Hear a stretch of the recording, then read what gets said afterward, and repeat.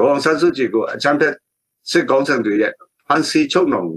ထားမှုကနေအများဆုံးလုပ်ရောက်ဖို့ကျွန်တော်တို့အားလုံးမှာတောင်းဝန်ရှိပါတယ်ဒီနေ့ပြည်ထောင်စုလွတ်တော်အထမအချိန်စည်းဝေးကိုတက်ရောက်လာတဲ့ပြည်ထောင်စုလွတ်တော်နာယကနဲ့တကွအမျိုးသားညီညွတ်ရေးအစိုးရပြည်ထောင်စုဝန်ကြီးချုပ်နဲ့အစိုးရဖွဲ့ဝင်များသက်ဆိုင်ရာမဲဆန္ဒနဲ့အတိအမှလွတ်တော်ကိုယ်စားလှယ်တော်ကြီးများအမျိုးသားညီညွတ်ရေးတိုင်ပင်ခံကောင်စီမှကိုယ်စားလှယ်တော်ကြီးများလူအခွင့်အရေးဆိုင်ရာအေရှန်ပါလမအမတ်များအဖွဲ့ပူးတွဲဥက္ကဋ္ဌကြီးနဲ့ကျွန်တော်တို့ရဲ့မိတ်ဆွေဖြစ်သူGeneral Safin နဲ့ယနေ့လွတ်တော်စည်းဝေးကိုတက်ရောက်လာတဲ့ကျွန်တော်တို့ရဲ့တော်လန်ရေးရဲဘော်ရဲဘောင်းတို့ကိုမင်္ဂလာပါလို့ဥစွာနှုတ်ခွန်းဆက်တာပါတယ်ဒါပြင်ဒီနေ့ကျင်းပပြုလုပ်တဲ့လွတ်တော်ပြည်ထောင်စုလွတ်တော်အထမချင်းအစည်းအဝေးကိုဖြစ်မြောက်အောင်ကျင်းပနိုင်တာတွေ့ရလို့ကျွန်တော်အနေနဲ့အထူးဝမ်းသာဂုဏ်ယူမိပါတယ်အင်မတန်လည်းဂုဏ်ယူလေးစားမိပါတယ်လို့ပြောချင်ပါတယ်ဒီနေ့ပြုလုပ်ကျင်းပတဲ့ပြည်ထောင်စုလွှတ်တော်အစည်းအဝေးမှာကျွန်တော်တို့တိတ်မချခင်ကပြုလုပ်ဆောင်ရွက်ခဲ့ပြီးတဲ့အမျိုးသားညီညွတ်ရေးအစိုးရရဲ့ပြုပြင်ပြောင်းလဲရေးဖြစ်စဉ်နဲ့ဆက်လက်ပြီးဘယ်နှဦးအနေနဲ့အစိုးရရဲ့ပြုပြင်ပြောင်းလဲလုပ်ငန်းစဉ်ကိုပထမခြေလှမ်းနဲ့ခြေလှမ်းနဲ့ခဲ့ပြီးဖြစ်ပါတယ်ဒါပေမဲ့ဒါဟာပြုပြင်ပြောင်းလဲရေးရဲ့ပထမခြေလှမ်းတာဖြစ်ပြီးဆက်လက်လုပ်ဆောင်ရမယ်ပြုပြင်ပြောင်းလဲရမယ်အဆင့်အချို့ကြံရှိနေသေးတယ်ဆိုတာပြောကြလိုပါတယ်ပြုပြင်ပြောင်းလဲရေးလုပ်ရချင်းရဲ့အရေးချက်ကတော့ဦးမိုးချပြန့်တဲ့မြို့သားညီညွတ်ရေးကိုတိဆောက်ဖို့နဲ့အစိုးရရဲ့စွမ်းဆောင်ရည်ကိုချစ်လက်ထရောက်စေရတဲ့ရည်ရွယ်ထားပါတယ်ဒါအပြင်တိုင်းဒေသတော်လှန်ရေး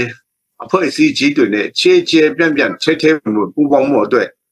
ရည်ရွယ်ချက်ရှိပါတယ်ဒီလိုရည်ရွယ်ချက်တွေအပြင်လက်ရှိတွေ့ကြုံဖြတ်တန်းခဲ့ပြီးဖြစ်တဲ့တော်လှန်ရေးကာလမှာဤသို့သဘောထားတဲ့အညီပြုပြင်ပြောင်းလဲတဲ့အစိုးရအဖွဲ့ပြုပြင်ပြောင်းလဲရေးလုပ်ငန်းတွေကိုလှုပ်ဆောင်ခဲ့ခြင်းလည်းဖြစ်ပါတယ်အစိုးရအဖွဲ့ပြုပြင်ပြောင်းလဲရေးနဲ့ပတ်သက်ပြီးဝေဖန်မှုတွေအားမလို့အပြမှုတွေရှိတယ်ဆိုတာကျွန်တော်တို့သိထားပါတယ်ကျွန်တော်တို့အနေနဲ့လည်းများပြားဆုံးတဲ့လူမျိုးပေါင်းစုံဒေသပေါင်းစုံအဖွဲ့အစည်းပေါင်းစုံကိုလက်တွေ့ကျဆွဲဆုပြီးအရှိမကတိကိုအခြေခံပြီးပြုပြင်ပြောင်းလဲရေးလုပ်ရတာဖြစ်တဲ့ကြောင့်အကန့်အသတ်တွေရှိပါတယ်အဲဒီလိုအကန့်အသတ်တွေကြားထဲမှာအလုံးချက်အောင်လုပ်ရတယ်လို့တော်လှန်ရေးရဲ့မူလအရေးချက်ကိုလည်းတွေ့ဖေမတော်အောင်အထူးရုပ်ဆိုင်ပြီးလှုပ်ဆောင်ခဲ့ကြရပါတယ်လက်ရှိပြုပြင်ပြောင်းလဲရေးဟာအစိုးရအားလုံးရဲ့စိတ်ကြိုက်တော့ဖြစ်ချင်မှဖြစ်ပါလိမ့်မယ်နိုင်ငံကြီးမှာလည်းအားလုံးစံတန်းနဲ့တစ်ထပ်တည်းကြတယ်ဆိုတာမျိုးရှိခဲ့ပါတယ်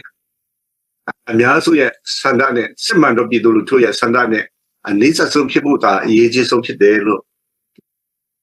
ယူဆပါတယ်ဘယ်လိုပဲဖြစ်ဖြစ်ကျွန်တော်တို့အနေနဲ့ပြုပြင်ပြောင်းလဲလေလုပ်ငန်းစဉ်ကိုလူထုရဲ့ထောက်ခံမှုထပ်မံရရှိအောင်အလုံးနဲ့တက်တဲ့ပြဖို့ကြိုးစားသွားမှာဖြစ်ကြောင်းပြောကြားလိုပါတယ်နောက်ထပ်ဒုတိယအနေနဲ့ပြောကြားချင်တာကတော့အချမ်းတဲ့စစ်ကော်မရှင်ရဲ့အတူအယောင်ရွေးကောက်ပွဲနဲ့ပတ်သက်ပြီးအနည်းငယ်ပြောကြားလိုပါတယ်ကျွန်တော်တို့အနေနဲ့လက်ရှိပလန်ရေးအင်အားစုတွေကြားမှာလက်တွဲပူးပေါင်းမှုဟာအင်မတန်မှအရေးကြီးပါတယ်အထူးသဖြင့်လူထုကိုစားပြုမှုကိုပြေဝမှုရှိရယူထားတဲ့လွတ်တော်ရဲ့အခမ်းကဏ္ဍဟာအင်မတန်မှအရေးကြီးပါတယ်ပြည်ထောင်စုလွတ်တော်ကိုစားပြုကော်မတီအနေနဲ့လေတော်လှန်ရေးအင်အားစုအချင်းချင်းလက်တွဲချုပ်ဆက်မှုကိုတဖန်အားစိုက်ပေးဖို့ယနေ့ကျင်းပပြုလုပ်တဲ့လွတ်တော်စည်းဝေးမှာထပ်မံပြီးတိုက်တွန်းလိုပါတယ်အခုအချိန်ထိမလျှော့တော့ဆွဲလုံးလာတဲ့ဒုက္ခအမျိုးမျိုးကိုကြော်လာပြီးရင်ဆိုင်နေကြတာတွေကိုလည်းအင်မတန်ဂုဏ်ယူလေးစားပါတယ်အမျိုးသားညီညွတ်ရေးအစိုးရအနေနဲ့လည်း Federal Supreme Council ထိုက်ပေါ်လာတဲ့ရဲ့အတွက်အထူးအားစိုက်နေပါတယ်စစ်ကော်မရှင်ရဲ့အတူအယောင်ရွေးကောက်ပွဲအလွန်အခင်းချင်းကာလမှာအကဲဆက်တဲ့နိုင်ငံရေးတင်းကျပ်မှုတွေပေါ်ထွက်လာတဲ့ရှိတာကိုကြိုတင်ပြင်ဆင်ပြီးတံပြန်လှုပ်ဆောင်မှုလုံနိုင်ဖို့လွတ်တော်ကိုယ်စားလှယ်တွေကိုလဲလဲနဲ့တိုက်တွန်း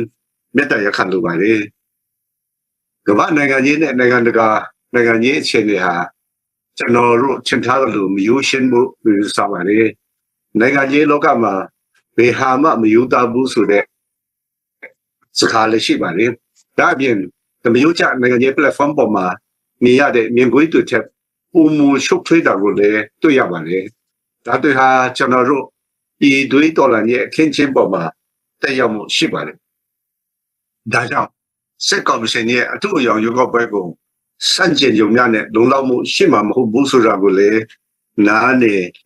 လေသဘောပေါက်ကြမယ်လို့ထင်ပါတယ်အထူးအယောင်ရွေးကောက်ပွဲအဲ့လိုအခင်းချင်းဟာပြည်သွေးကတော်လှန်ရေးအင်အားစုတွေနဲ့စင်ခေါ်ချက်အချို့ကိုသေလာနိုင်တယ်ဆိုတာကိုလည်းထွက်တဲ့ထားဖို့လိုပါတယ်ဒါကိုသတိရှိရှိနဲ့အမျှော်မြင်ကြီးရှုမြင်ပြီးတော့ကျွန်တော်တို့အားလုံးနိုင်ငံရေးလက်ဦးမှု preemptive ရယူပြီးလှုပ်ဆောင်နိုင်ဖို့ကျူးတင်ပြင်ဆင်စဉ်းစားဖို့လည်းတိုက်တွန်းလိုပါတယ်တဲ့အချက်နဲ့ပြောကြားလိုတာကတော့ကျွန်တော်တို့ရဲ့နိုင်ငံတော်ခေါင်းဆောင်သူဦးဖြစ်တဲ့ဒေါအောင်ဆန်းစုကြည်တဲ့အထူးဆိုရင်ရရှိပါတယ်ဒေါအောင်ဆန်းစုကြည်ရဲ့နိုင်ငံရေးကဏ္ဍဟာနိုင်ငံအတွက်ရောလက်ရှိနွေးတော်လှန်ရေးအတွက်ပါအင်မတန်မှအရေးကြီးတဲ့အခန်းကဏ္ဍမှာရှိနေပါတယ်ဒေါအောင်ဆန်းစုကြည်နဲ့လူထုခေါင်းဆောင်တွေနိုင်ငံရေးချင်းတာတွေအားလုံးလွတ်မြောက်ဖို့အတွက်ကျွန်တော်တို့အနေနဲ့နိုင်ငံတကာကိုဆက်လက်အကူအညီတွေ့တောင်းဆိုတွားကြဖို့တိုက်တွန်းချင်ပါတယ်အမျိုးသားညီညွတ်ရေးဆိုရအနေနဲ့လည်းနိုင်ငံတကာတိုင်ဝမ်မှာဒီကိစ္စကိုအမြဲတမ်းတိုက်တွန်းပြောဆိုနှိုးဆော်တာရှိပါတယ်ဒေါအောင်ဆန်းစုကြည်ကိုအချမ်းဖက်စစ်ကောင်းဆောင်တွေရဲ့ဖန်စီချုပ်နှောင်ချမှုကနေအများဆုံးလွတ်မြောက်ဖို့ကျွန်တော်တို့အားလုံးမှာတောင်းဝန်ရှိပါတယ်ဒီတွေကရောနိုင်ငံတကာကပါပုံစံမျိုးစုံနဲ့တိုက်တွန်းဆက်ဆိုတာတွေကိုလှုပ်ဆောင်ကြဖို့လည်းလက်စွာတိုက်တွန်းပြောကြားလိုပါတယ်ဒီကုန်းချုပ်နေတဲ့ပြောကြားလိုတာကဒီနေ့ပြုလုပ်ခြင်းပါတဲ့အထမအချိန်လွတ်တော်စေးရဲမှာဆွေးနွေးတင်ပြအဆူပြုမဲ့အကြောင်းအရာတွေကိုကောင်းမွန်စွာအဆူပြုဖို့ခြေပြတ်နဲ့ရှိုင်းစွာဆွေးနွေးအတည်ပြုနိုင်ဖို့ဆန္ဒပြုပါတယ်လွတ်တော်ဆိုတဲ့အနိတ္တယဟာတော်လန်ရဲ့ကာလမှာလည်းဘယ်လောက်အရေးကြီးတယ်ဆိုတာသက်ဆိုင်ရာဒေသအသီးသီးကလွတ်တော်ကိုယ်စားလှယ်ကြီးတွေနဲ့သိရှိပြဖြစ်တယ်ဆိုတာကျွန်တော်ယုံကြည်ပါတယ်လူထုကိုစားပြုမဲ့မှုနဲ့လူထုလိုအပ်ချက်တော်လန်ရဲ့လိုအပ်ချက်တွေအပါအဝင်ပြည်ရာအတွက်လိုအပ်တဲ့အရာတွေအားလုံးကိုလွတ်တော်ကိုယ်စားလှယ်ကြီးများကကျင့်ဖန်များစွာဆွေးနွေးတဲ့ပင်ချင်းအလဲနဲ့ကျေစုပြုကြဖို့တိုက်တွန်းနေကုန်းချုပ်အပ်ပါတယ်ခင်ဗျာရဲတော်ဘုံဘုချအောင်ရမည်